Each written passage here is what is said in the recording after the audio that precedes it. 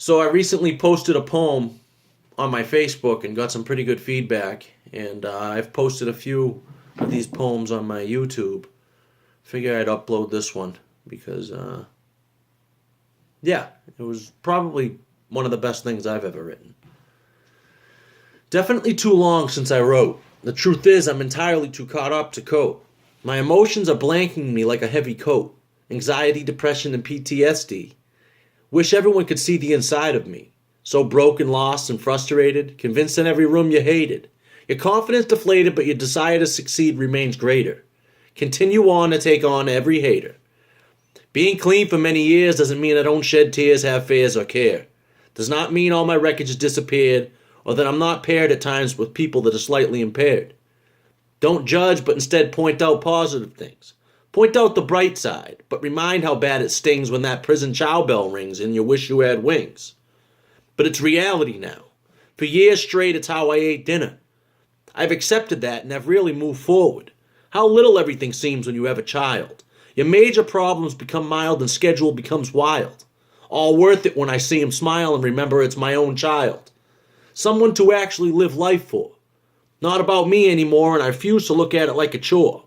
More like the reason I get to learn more about love. What is love to me was not what it used to be.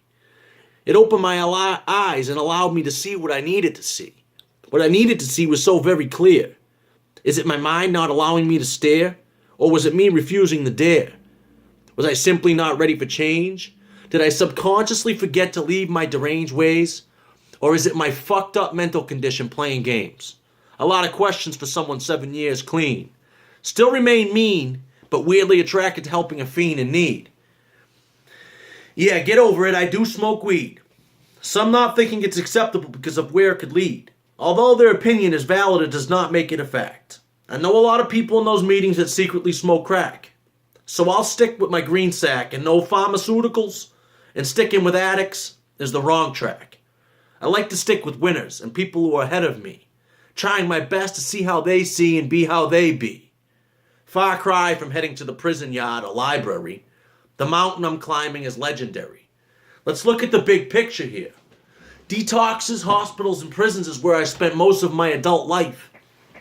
Yet I don't fit in with those who bled from the same knife. Instead, I derive motivation from people ahead of me. Sometimes feeling like if only you could see what I see.